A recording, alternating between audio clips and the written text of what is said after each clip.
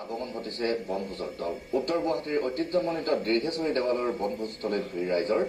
গীত গাই বনভোজৰ আনন্দ ল'লে এজাক শিশু।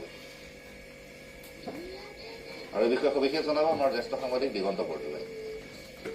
এতিয়া হৈছে বনভোজৰ বতৰ। ৰাজ্যৰ বিভিন্ন প্ৰান্তত বনভোজৰ ইতিমধ্যে আৰম্ভ হৈ গৈছে আৰু তাৰ মতে মই বৰ্তমান উপস্থিত আছো উত্তৰ গুৱাহাটীৰ যি ঐতিহ্যমণ্ডিত শ্ৰী শ্ৰী দীৰ্ঘেশ্বৰী দেৱালয় আৰু দীৰ্ঘেশ্বৰী দেৱালয়ৰ কাষৰ যি বনভোজস্থলী, এই বনভোজস্থলীটো বনভোজৰ আনন্দ ল'বৰ কাৰণে বিভিন্ন প্ৰান্তৰ পৰা ইয়াতে বনভোজৰ দল অহা পৰিলক্ষিত হৈছে আৰু তাৰ মতে এজাক শিশুৰ গীতৰ যি কলৰপত ইতিমধ্যে দীৰ্ঘেশ্বৰী দেৱালয় প্ৰাংগণ মুখৰিত হৈ পৰিছে। মই পোনপটীয়াভাৱে সুন্দৰ দৃশ্য দেখুৱাবলৈ যত্ন কৰিছো। এজাক শিশুৱে এনেদৰে গীত পৰিৱেশন কৰি আছে আৰু মই গীতৰ মাজলৈ যাব যত্ন কৰিছো।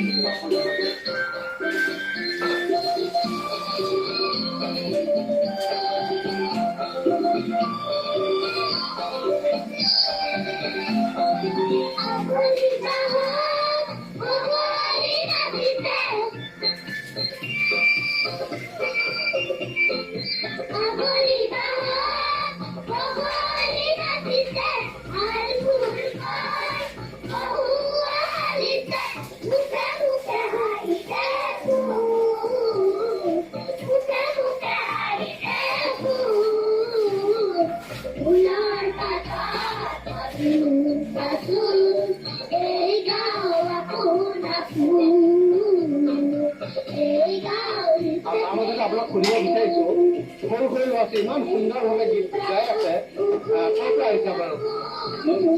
গৰমৰ শিপাধৰ ঢেকীপাৰা গাঁৱৰ বিশেষ দেৱালয় এখন স্থাপিত কৰা হৈছে 2019 চনত আৰু নতুন পদক্ষেপ। আৰু এই পদক্ষেপতে আমাৰ শিক্ষক-শিক্ষয়িত্ৰীসকলে অধ্যক্ষ সচিব সকলোৱে মিলি এই ল'ৰা ছোৱালীসকলে এটা সংগীতৰ এটা পৰিৱেশ দিবৰ কাৰণে শিক্ষাৰ লগতে সংগীতৰ লগতে খেলা ধূলাৰ অন্যান্য পৰিৱেশটো দিবৰ কাৰণে তেওঁলোকে চেষ্টা কৰি আহিছে। সদায় গীত গাই তেওঁলোকে তেনেকৈ শনিবাৰ দিনটো গোৱা যায়। বাকী আপোনাৰ সোমবাৰৰ পৰা শুক্ৰবাৰলৈ ক্লাছ পতা হয় আৰু শনিবাৰে গোটেই দিনটো ফ্ৰী দিন হিচাপে তেওঁলোক ঘোষণা কৰা হৈছে আমাৰ বিদ্যালয়ৰ তৰফৰ পৰা। সদায় গীত গাই তেওঁলোকে তেওঁলোকে সদায় গীত আৰম্ভ কৰে। তাৰমানে আপোনাৰ শনিবাৰে যি চৰা হয় এই চৰাত তেওঁলোকে শিকে আৰু বাকী দিনত তাতে সন্ধিয়া দুপৰীয়া যেতিয়া হয় তেওঁলোকে ল'ৰা ছোৱালীয়ে কৰে নিশ্চিতভাৱে।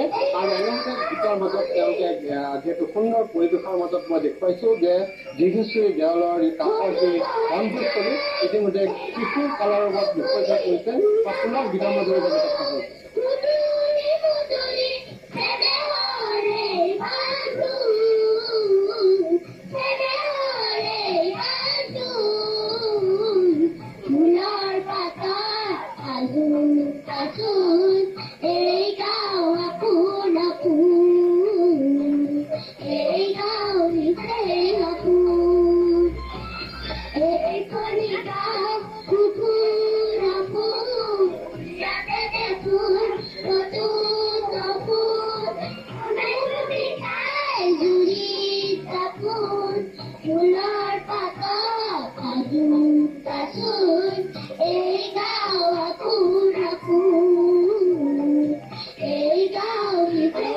ধন্যবাদ জনাইছো। পুনৰ লৈছে খন্তেক বিৰতি।